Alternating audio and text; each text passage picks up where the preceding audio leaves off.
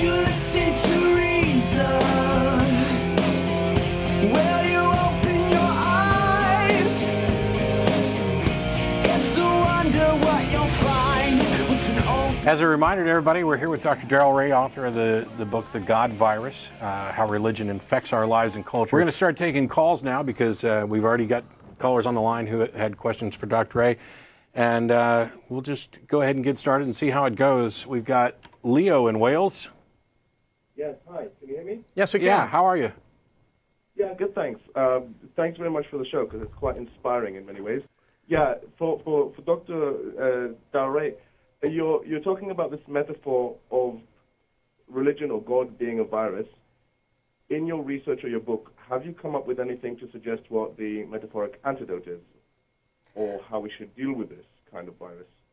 Well, I get this question almost every time I speak about the God virus, is how do you treat it? Well, first of all, you don't treat it by telling people they're stupid for believing in whatever God virus they have. And that's one of my pet peeves, that we as non-theists, I'm assuming you're a non-theist. If you're not, I'm sorry. No, it's okay. If I were to define myself, I've seen Matt define themselves as well a few times. There's atheists, and I think I would put myself under the anti-theist category. Answer to your question, though, how do you treat it? First of all, I don't think it's my duty on the face of this earth to treat other people for their God virus. And if I take it upon myself to try and convert everybody, I'm really not behaving any different than the religionists are behaving. They try to convert me to their particular religion. I'm not trying to convert them to atheism. I'm trying to keep them out of my life and out of my politics. That I try to do. I try to raise my kids or whatever people I'm involved with to let them know where I stand, but it's not my job to convert the rest of the world. And I think when we get on our kick about we're here to convert you to think like we think, we're really not doing much different than the religionists are doing to us. But if their belief is actively harming our world, right, isn't there a point where we can actually stop and say, well, actually, no, we have a right to stand up and say what you believe should not follow the laws and legislations and moral conducts and behaviors. We should not tolerate it in our society. We should not allow you to impose those beliefs on us. I entirely agree, and I'm the first one out there to protest. And by the way, I'll be speaking to the Irish Atheist Convention in July, and they've got the new blasphemy laws, so I'd appreciate any donations to my bail fund if I could.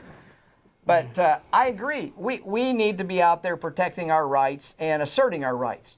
I have a bit of a concern, though, when we interact with people we're close to, like our brothers and sisters and friends and relatives. Is it our job to convert them, and how do we interact with them? And I actually spend several chapters towards the end of the book talking about, well, how do you interact with these people? And one of the lessons I try to convey in the book is that logic is not the answer. You cannot argue somebody out of their religion. So stop doing it. It just creates more discontent in the relationship. The focus should be, as we interact with people we love and care about, the focus should be more on how do I influence that person rather than how do I convert that person. Because in fact, they're trying to convert you. They want you to become a Christian or Episcopalian or a Pentecostal. I don't care if they convert to me. What I do care is they stay out of my business. Don't tell me who I can sleep with, when I can have sex, what I can eat, what is taught in my schools. I think people should not be imposing their religious viewpoint on me, and I'm very assertive about that. So I distinguish between the political, social world. Are we going to teach our kids that the world is 6,000 years old? That I'm concerned about, just like you are. But I'm also concerned about how do I relate to my family, my friends, my neighbors? How do I influence them rather than convert them? If that makes sense. And sometimes there's nothing you can really do to control how the other people will respond. There is a distinction to be drawn between proselytizing, on the one hand, trying to convert someone openly, and the simple act of free and open discussion, criticism, debate, having a show like we have where you talk about the subject of religion, you talk about atheism, you offer alternatives to religion, people call, you argue with them over the phone. But that's different than dealing with friends, relatives, and loved ones and how we interact with those folks and coworkers and that sort of thing. That's the two realms I try to talk about in the book. I don't think there's a solution to this problem, Leo, but I think there's a way to approach it, and that's what I try to talk about. And now, you know, jumping in real quick, because this is an area where I'm not sure exactly how much in agreement you and I are on this. I think we're mostly in agreement in that I don't go around knocking door to door. People call us and we have the conversation here. But my take on it is I'm always a bit bothered when people say that that logic and reason is the wrong approach, or is an approach we shouldn't use. I agree that you're not going to reason somebody out of something that more than likely they didn't, use reason to believe in the first place.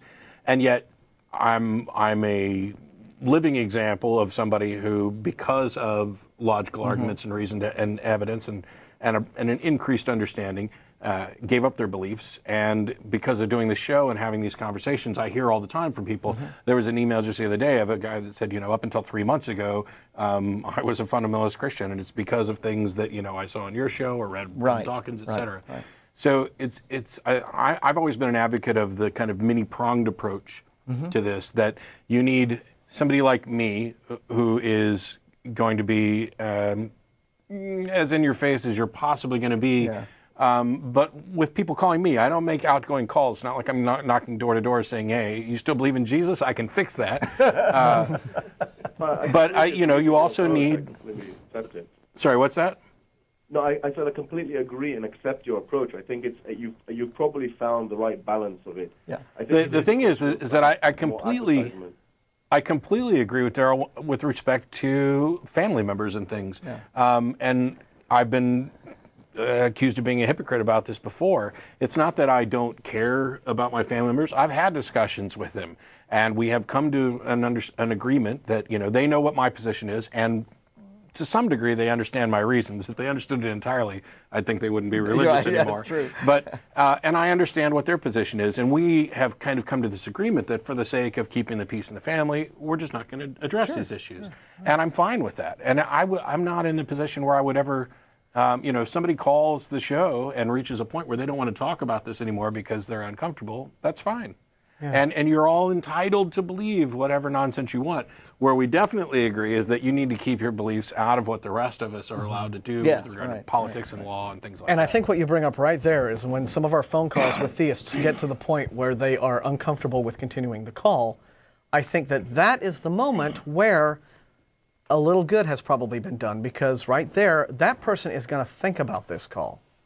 And ultimately, the way to cure the God virus, if you want to know about treatment of it, each individual person, you've got to do your own work here. You have to do your own heavy lifting in the end in order to get where you need to be. And all we can do as unbelievers and as skeptics, rationalists, people who are very interested in what the truth actually is, and I think that is a distinguishing characteristic of atheists, is that we need to be the people who care passionately about what really is and is not true. Regardless of whether a certain belief makes you feel good, et cetera, et cetera, et cetera. To have a worldview that conforms to observable reality, I think is usually the best way to go about it. You've said that many times. When you get into a discussion with a theist, and we do this on our phone calls many times, you'll hear sometimes these little pauses in their answers. And that's them thinking about this stuff.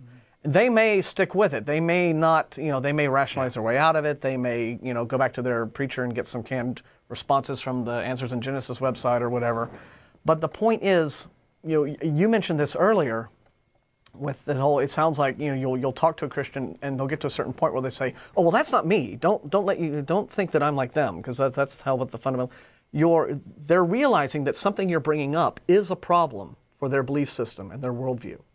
And they're responding to it nervously in that way because they know it's a problem.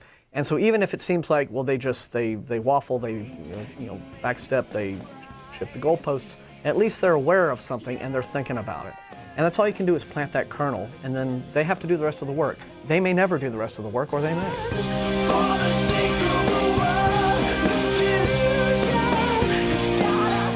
The content of this video is produced by the Atheist Community of Austin, a nonprofit educational organization promoting positive atheism and the separation of church and state. If you enjoyed this content and are willing and able to provide a donation, please visit the website below.